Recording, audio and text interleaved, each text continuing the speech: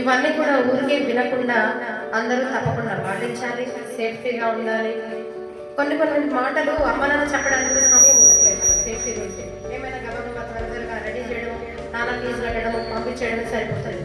ఇలాంటి వాళ్ళు మన కోసం స్పెషల్గా కేర్ తీసుకొని టైం తీసుకొని వచ్చి మళ్ళీ మనకు చెప్తున్నారు. We are the power to protect us. It's very informative and interesting. I have learned some points. ఏదో జరిగిన తర్వాత క్యాండిల్స్ బట్టి తిప్పడం కంటే ముందే అన్ని స్కూల్లో రీచ్ అవ్వడం, ఇలాంటి విషయాలు ఎన్నో తెలుపాలని కోరుకుంటున్నాను.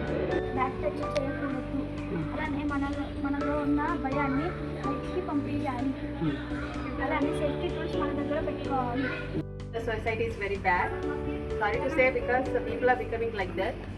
Yeah, they have awakened each and every child how to protect themselves by some points. Most probably the girl child, when they walk in the darkness from the school or tuitions or from the colleges, just how to protect themselves from others, any strangers. So they have explained very well. మనకు స్వామీజీ మన స్కూల్కి visit చేయడం చాలా ఆనందకరం కదా.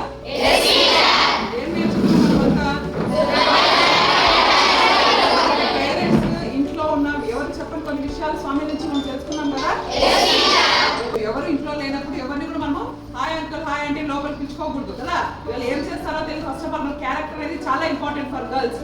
అంటే ఎందుకు character అని చెప్పినానంటే మనము ఫస్ట్ భయపడతాం అన్నమాట దేనికైనా కూడా. వాళ్ళు ఏం చేస్తారో అయ్యో ఏం చెప్తారో ఫర్దర్ ఎలా ఉంటుందో ఇలా లేకుండా మీలో ఖచ్చితంగా ధైర్యం అనేది ఉండాలి. మనం చెప్తున్నాం కదా పాయింట్స్ అన్ని స్వామీజీ. ఇంకా ఇలాంటివి మీరు ఇంకా ఎన్ని స్కూల్స్లో తిరిగి కూడా ఇంకా మంచి మంచి పిల్లలందరినీ అవేర్నెస్ ఇవ్వాలని కోరుకుంటూ మనకి కూడా ఇలాంటి విషయాలు తెలియజెప్తామని మీ తరఫు నుంచి మేము ప్రామిస్ చేస్తున్నాం సార్. ಇವತ್ತಿನ ಈ ದಿನ ಸ್ವಾಮೀಜಿಗಳು ನಮ್ಮ ಶಾಲೆಗೆ ಬಂದು ಬಹಳ ಒಳ್ಳೆ ಕೆಲಸವನ್ನು ಮಾಡಿದ್ದಾರೆ. ನಾವು ನಾನಾ ತರಹ ಕಾರ್ಯಕ್ರಮಗಳನ್ನು ಈ ಶಾಲೆಯಲ್ಲಿ ಅಳವಡಿಸ್ತೀವಿ. ಆದರೆ ಈ ಕಾರ್ಯಕ್ರಮ ಇವತ್ತೇನು ನಡೀತು ಅದು ನಮಗೆ ಬಹಳ ಅನುಕೂಲಕರವಾಗಿದೆ. ಏಕೆಂದರೆ ಮನೆಯಿಂದ ಹೊರಗಡೆ ಬಂದ ತಕ್ಷಣ ನಮಗೆ ಯಾರು ಹೇಗೆ ಏನು ಅಂತ ಗೊತ್ತಾಗೋದಿಲ್ಲ. ಅಂತಹ ಸಂದರ್ಭದಲ್ಲಿ ಅದು ಮಕ್ಕಳೇ ಆಗಲಿ ನಮ್ಮ ಶಿಕ್ಷಕರಿಗೂ ಸಹ, ಅದರಲ್ಲೂ ನಾವು ಹೆಚ್ಚಾಗಿ ಮಹಿಳಾ ಶಿಕ್ಷಕರಿರೋದ್ರಿಂದ ನಾವು ಯಾವ ಥರ ಬಸ್ಸಲ್ಲಿ ಬರಬೇಕಾದ್ರೆ ಆಗಿರ್ಬೋದು ಅಥವಾ ಆಟೋದಲ್ಲಿ ಬರಬೇಕಾದ್ರೆ ಆಗಿರ್ಬೋದು, ನಾವು ಹೇಗೆ ಮನೆಯಿಂದ ಹೊರಗೆ ಬಂದ ತಕ್ಷಣ ನಮಗೆ ನಮ್ಮ ಮೈಯೆಲ್ಲ ಕಣ್ಣಾಗಿರಬೇಕು, ಈ ಥರ ಒಂದು ಜಾಗೃತನ ಮೂಡಿಸಿದ್ದಾರೆ.